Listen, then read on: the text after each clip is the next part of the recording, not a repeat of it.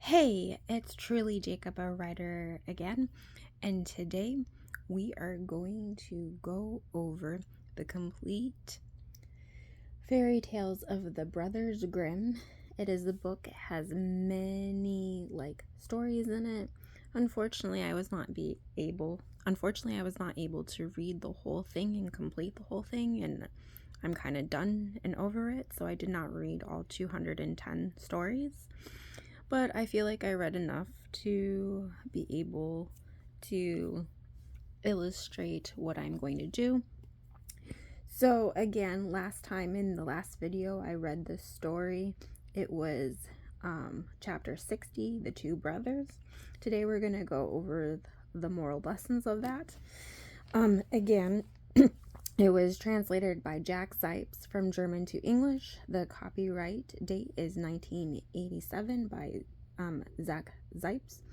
And you are supposed to get permission from the company Bantam Books Incorporation to be able to read or quote or do audio stuff out of this. Again, my purpose is to encourage people to read books, whether you want to buy them or what's the other word I'm looking for? Buy them or check them out at the library. From the library, I am choosing to check books out of the library because I am poor. I am barely making it. I live with my parents right now. Again, Truly Jacob, a writer, is my pen name. If I ever write a book, that's probably the name I will use. Or like it's my media name. So it is not my legal real name. So deal with it. You will not see my face. Anyways, so today we are going over chapter 60, the Two Brothers, the moral lessons from the previous video. So if you would like to listen to the other audio, that's in the previous video before this. And I really like the picture on the back, so you're going to be looking at that the whole time. So let us begin. What is the moral lesson 1?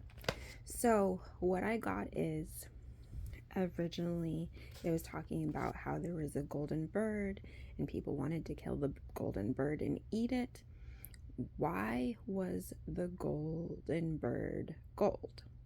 So it was a bird of pure gold, but it was living. And to me, if you wanted to create a moral lesson to put into a movie or a TV show series, it could symbolize that to the real creator God, birds and all animal creatures are precious in the sight of God. So, one of the ideas that came into my head was, some people are evil and they want to kill and eat God's created beloved creatures that fly, crawl, swim, run. This includes animals, all types of animals, insects, reptiles, etc. So the twins were raised by their father, who was poor. He made brooms for a living and was kind and honest. Process of elimination, he must have raised the twin boys to eat meat. So when the goldsmith killed the golden bird because he had the poor man kill it, him or her, for him, he wanted to eat it because he thought it would give him like some kind of power. It's okay, so the heart and liver. So it's somehow process of elimination states that he had the poor man kill it. So he was like, no, I'm not really the one killing the bird. But he probably knew that if you ate the heart and liver, it would produce a gold coin or gold coins every day. And it would help you be able to financially have security. So because he knew it, he wanted that gold every day or whatever. So This is, again, a fairy tale, but in today's society, people think something similar. If you eat some kind of animal meat, whether it is a bug, reptile, animal, or bird, people think this will give your body nutrition.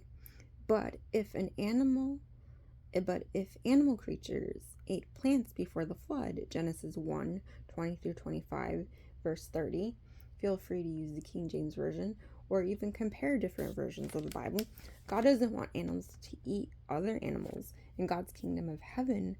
Therefore, God doesn't want any human to eat any animals of any kind either. Genesis 1:11-26-29. So in Genesis 1:20-25 and 30, it goes over how God originally designed animals to eat plants or vegetation only. And then in Genesis 1:11-26-29, it states how humans were supposed to eat plants or vegetation. And this was before the flood, before sin even entered the world. So I don't know where people get this idea that it's okay to eat meat if they believe in God.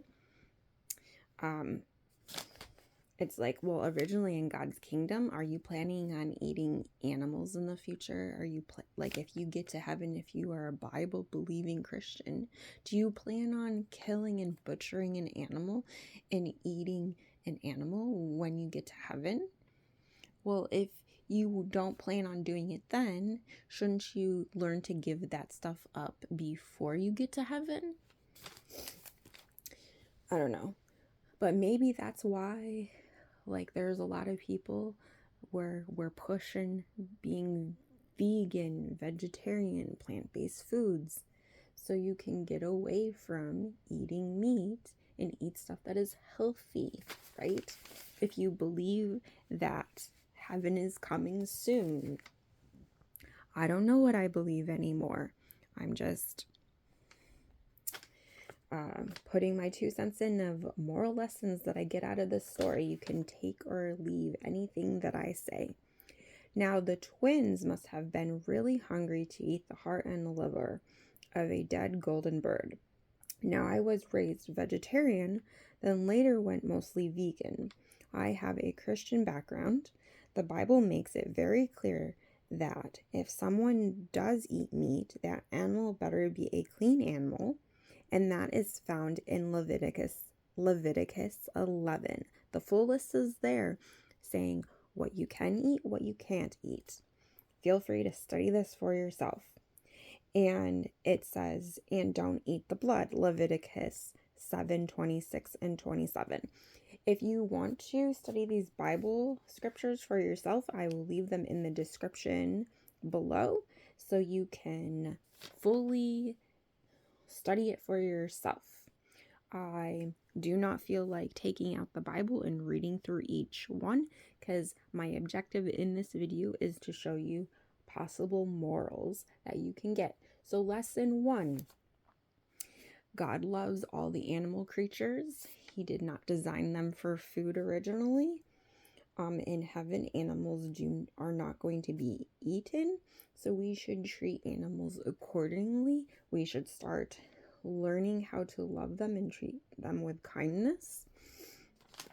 And animals originally did not eat other animals either, so, like, I don't know why people think everyone needs to eat meat, because that's not how the original plan was from God. So anyways, lesson 2, lying hurts people.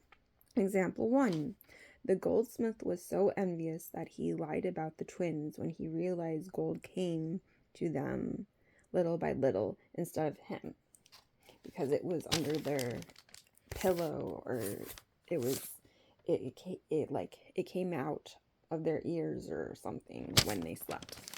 So he lied and told the twins' biological father that the devil was doing these things when it wasn't the devil's fault at all. So this example demonstrates the need to be honest about your own emotions or feelings, jealousy and insecurities, because we could lie to someone about their own biological family member, and it could cause that family member to reject their family member in some way. So Exodus 20:16, it goes over not lying. It's one of the 10 commandments, or 9, whichever way you look at it.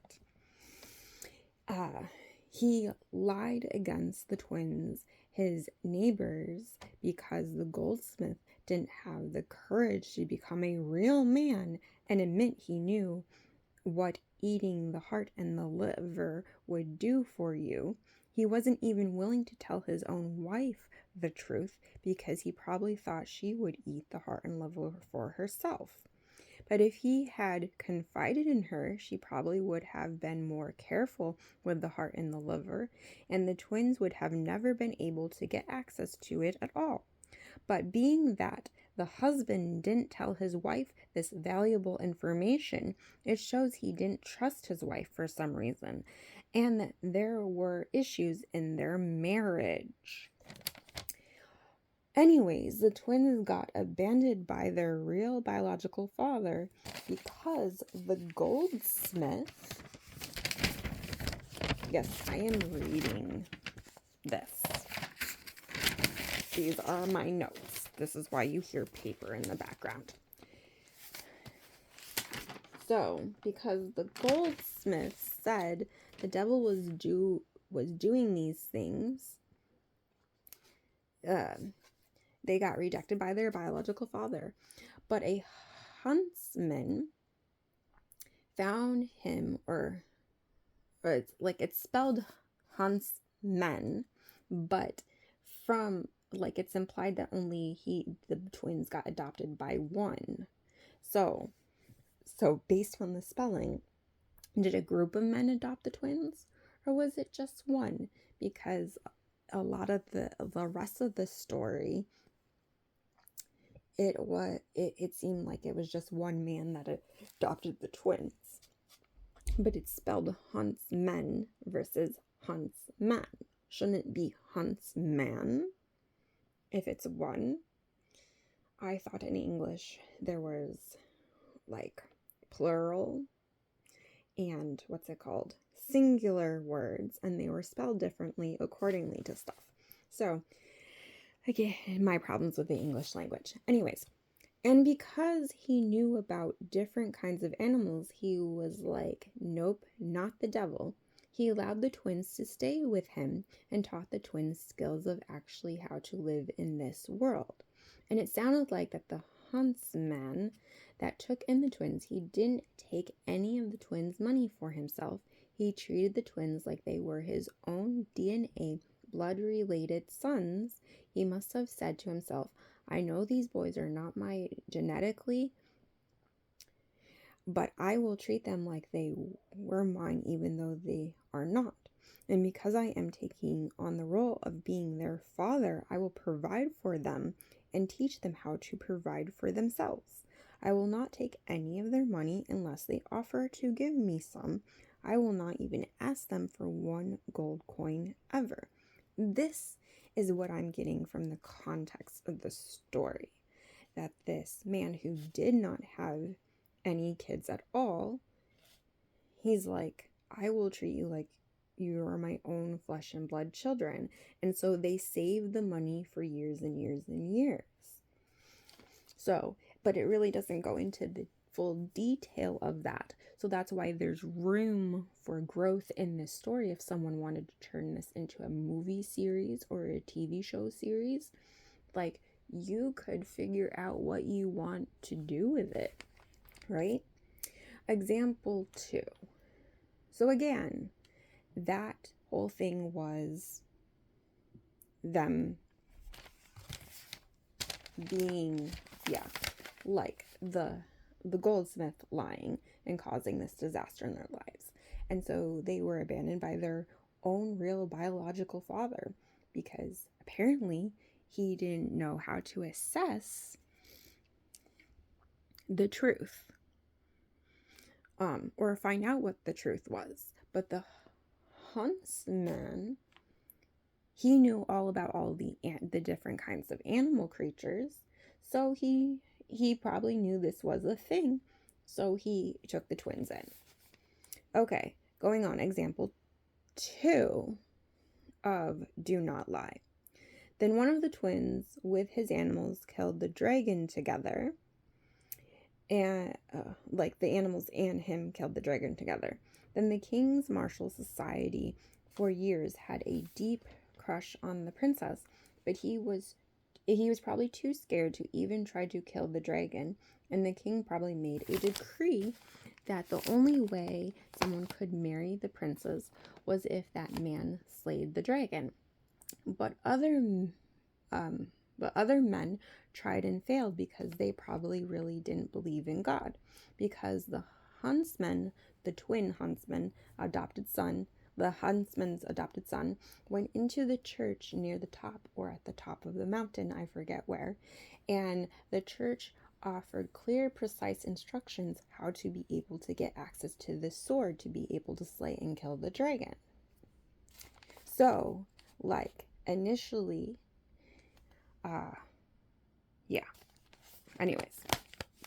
so there's probably a whole bunch of symbols you can get out of just the sword and everything, and if you analyze it in detail, because I forget, because he sounded like instead of just following the instructions to a T right away, he went out, tried to pick the sword, realized he couldn't pick up the sword right away, so then he followed the instructions. So if he truly was making God first 100% right away, wouldn't he followed the instructions of what it said in the church? But he didn't. So he had to pick up the sword first. So in a way, it was like, was he being disobedient? I don't know, because who wrote the instructions? Did it say from God? Why? If the instructions said from God, why wouldn't you follow those instructions to a T before picking up the sword? But then he picked up the sword, realized his mistake. Did he repent, ask forgiveness, and then drink the stuff that made him strong enough to pick up the sword? I don't know. Which way would you tell the story if you made a movie or a TV show out of this one? Okay. Anyways, so but for some reason, men came and died because they weren't willing to make God first in their life or lives, or even begin the process of making God first in their lives. Oh, there's a church. Oh, it's not important. Why? Who cares if there's a church on the mountain or on the top of the mountain? Who cares, right? We're going to kill this dragon on our own power. And so they died. They lost their lives. But again, that goes in lying about the true condition of their heart. So lying can hurt yourself and it can hurt others. And this King's Marshal didn't want to make God first. That could have been part of the root issue why he tried to kill the dragon slayer, the huntsman's adopted son. He tried to pick up the sword while everyone was sleeping. This is a possibility because I'm putting my 2 cents into the story. Did the King's Marshal see the dragon sword that had the ability to kill the dragon? Did he see it and try to pick it up, and he was overcome with jealousy, and then he went into the church at some point and saw the note and realized, oh, this is what gave this man the ability to kill the dragon? Did he get jealous and not deal with his own insecurities and deal with his own loss of if he really truly had a crush on the princess? Did he deal with those emotions of I have to give her up now because the rule of the king is whoever killed the dragon gets the princess? So he wasn't willing to admit all that. So did he try to pick up this sword? So that's where I'm saying he could have potentially tried to pick up the sword while everyone was sleeping and couldn't, went into the church and saw the instructions, felt like a fool, wanted the princess for himself, so he told the princess, if you don't, I will kill you. So this man, not being honest with the deep issues of his heart and spirit, he made this maiden princess scared of him. And because she was scared for her life, she was forced to lie to her father. So, and then why didn't the princess feel like she could tell her father the truth? So because her father didn't slay or kill the dragon for her, because her father wasn't man enough to go up to the top of the mountain and kill the dragon, because her own biological father didn't protect her from the dragon, she didn't trust her own biological father, the king of this land, with the truth, because he didn't even protect all the other maidens that were taken or killed by the dragon, right?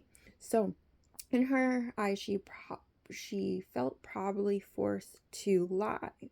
She probably didn't want to, but her father was the king. It was his job to protect the land and his lands from the dragon. And he probably didn't try to do anything about it until there was no other maidens left but his daughter. This is a possibility. How do all the details of this story really go? There could be many versions to this story, many ways of telling it.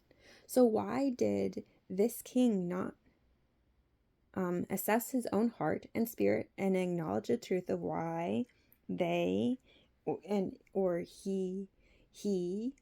didn't, like, why I say they is like everyone in the kingdom, because his governmental officials, why they and he didn't address the dragon issue before it came to this level of like, okay, now you have to sacrifice the princess.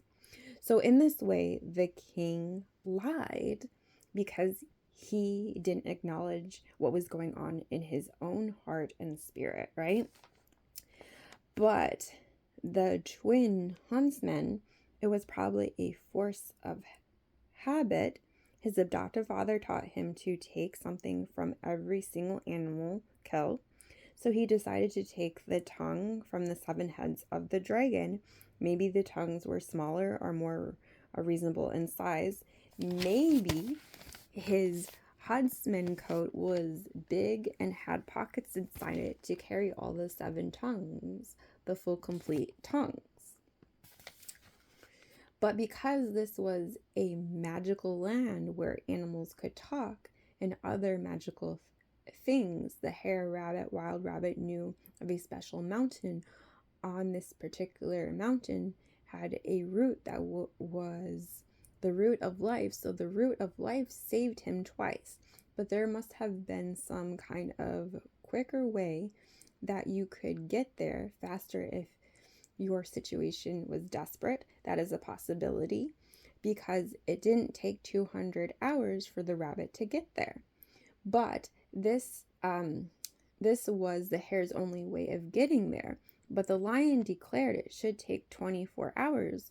So either the lion really carried the hare there, or because the lion declared it should really only take 24 hours, the hare did it. Or maybe rabbits zigzag back and forth to go somewhere. So the lion had to explain, just dash there and back. Don't zigzag, and it will take way less time. What are the real reasons it took less time? This story doesn't say. So, anyways, those are some ideas that are going off in my brain. But the twin brother, in the end, got the princess because he did his very best to put God first and treated his animals and others with respect and kindness. And the marshal died because he lied, and the truth probably did come out in detail that he threatened the king's daughter's life. And so, which goes to show, and again, going back to the 10 Commandments, Exodus 20:17, like the marshal coveted the maiden princess when he belonged to the real dragon's slayer only. So, and the princess in the end really wanted to marry that guy because he showed her, I am willing to risk my life for you. So they ended up together. So, side note, Revelation 12 talks about a dragon. Revelation 13:1 mentions a beast with 7 heads and 10 horns. Revelation 17:2 and 3 mentions the beast with 7 heads and 10 horns. So, because the Grimm brothers received strict religious training in the Reform Calvinist Church, page xviii and 3i's, this fable was probably written in a way to show how one day evil will be wiped out from the face of the universe completely and never rise up again. So again, the Grimm brothers from the Reform Calvinist Church, they had a religious background. So they were writing these stories with religious morals or moral lessons for their audience. That was the purpose of these stories. So lesson 2 is lying can hurt you and others, right? So we need to not lie. And there's different levels of lying. You can lie in a superficial way. You can lie about the deep spiritual things, the deep matters of the heart. You can lie about your true thoughts. You can lie about physical things that are going on in your life. You can lie about what's going on with your senses. There's different ways to lie. Lesson 3, always deal with the root issue. Okay. The witch or woman in Revelation 17, this is a possibility of where to take this story. Okay. She was mad that her 7-headed, weird-looking dragon got slaughtered. So she purposely sought revenge on the twin huntsmen. And this is why the force became cursed, is my theory, in their area. Did she create the 7-headed looking beast? Did she curse a beast and it turned into having 7 heads? How did this 7-headed beast become a 7-headed beast? Anyways, those are just questions. Okay. So also for other reasons, there were other people she turned into stone, but they must have tried to fight against her, or they killed other beasts of hers that she created, or that were her pets, or I don't know. Did this witch create these different beasts, and these other individuals were turned into stone because they tried to fight against her?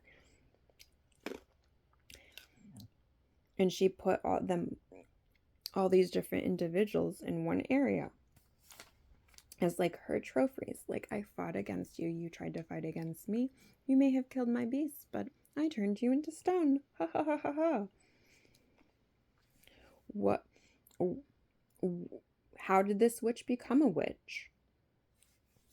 Anyways, is this the witch from Revelation 17? Because Revelation 17:2 and 3, it talks about this woman riding on a beast. So this is where I'm getting these ideas from.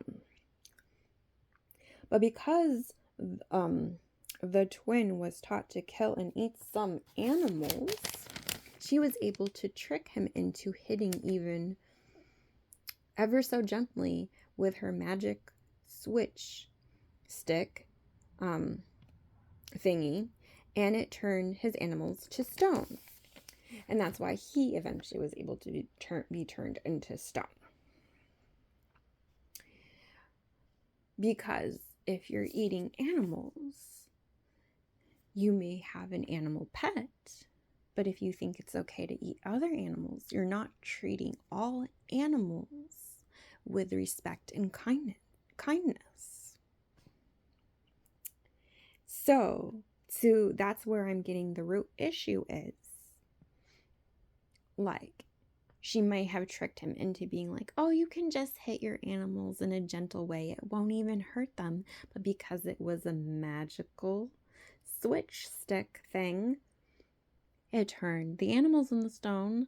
And because he didn't have his animals to protect him anymore, then she was able to hit him with it, and he got turned into stone.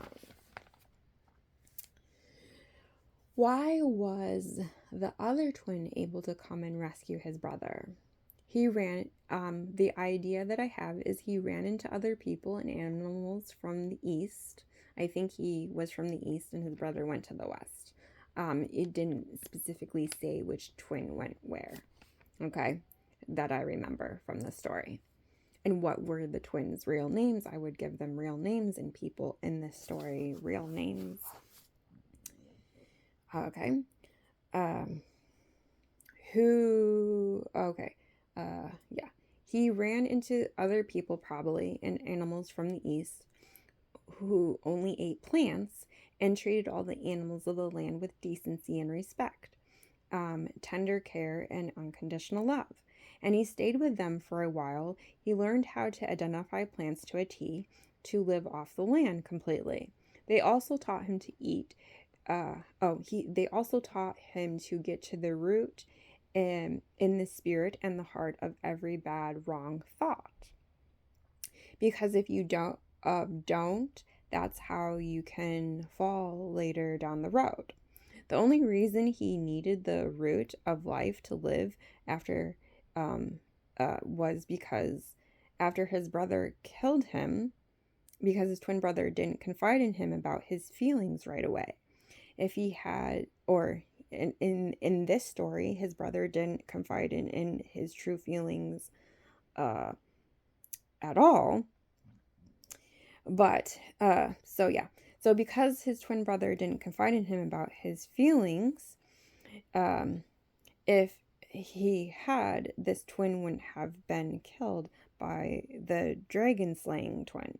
But even though it took longer, he had his hare rabbit get another root of life, the dragon slaying twin, and it brought his brother back to life.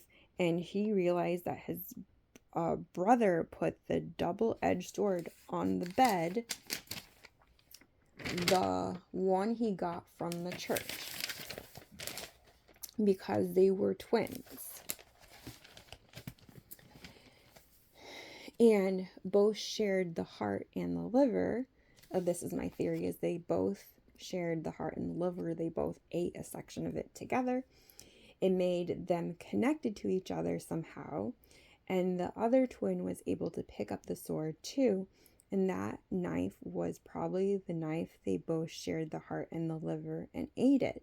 So that's why it could tell if one twin was okay or not. Anyways, the one twin realized, the dragon slaying twin, realized he had been around toxic people, and it got him to not trust his own twin brother. And he realized he had nothing to fear with his twin because the twin put God first, because on the sword was engraved God's word, the real God's word or whatever. And Ephesians 3:14 through 19 and Hebrews 4:11 through 16 talk about, like, being rooted and grounded in God's love, and that God's sword is able to discern the thoughts of the heart and get to the deep root issue of things, of what is going on, right? So the Bible, if studied in a deep spiritual and emotional way, helps us get to the root issue of our moral problems. So again, like, they're the morals in the story, they're intertwined, but you can get 3 basic morals from the story. Don't eat animals. Treat animals with kindness and tender loving care. All of God's creation. Don't lie because it hurts you and others. Make sure to get to the root issue of your problems, because if you don't get to the root issue, you could end up killing a loved one. And if this wasn't a magical kingdom, he would have killed his brother, and his brother would have been left dead, and that's it. Like if there wasn't the root of life to bring back his brother, and his brother didn't do anything wrong, he would have stayed dead in the story, so that wouldn't have been good. So you have to deal with the root issue. You can't acknowledge things just from a superficial level. You have to get to the heart of the matter, the spiritual matter, the thought level. What is going on? You have to assess, why are you coveting someone else's woman? Why did you think your brother would take your woman? Do you not know your brother? Was there something that happened before where they met a woman in the woods and they were fighting over the woman? Where is he getting this idea that his brother would take his woman from him and do things with his wife? Why didn't he trust his brother to ask him about these feelings that were coming up, being you pretended to be me. Exactly how did you pretend to be me? How far did you go along with this? Because if he had asked those questions and sought out the details, his brother would have told him, I was just trying to figure out what was going on with you. I looked at the knife in the tree, and my goal was just to help you and rescue you, and I put the sword in the bed. And he's like, oh, you had the ability to pick up the sword? Oh, cool. So then that meant they could both share the sword, and they could both have the probably dagger knife or whatever it was. So yeah, anyways, so those are the 3 lessons. Treat animals with decency and respect, and don't lie because it hurts you and others, and get to the root issue of why we're sinning against the real creator God of the universe. Whoever that is, whatever you believe. I don't know what you believe. And so, in the past, if you have read this story from the Grimm brothers, what more lessons did you get out of this story? Feel free to put that in the comment section below. Or what did you get out of this story? Feel free to leave that in the comment section below. Feel free to like and subscribe if you want, of course. No pressure. So I hope you liked these moral insights. Until next time, have a good morning, afternoon, or evening. Until next time.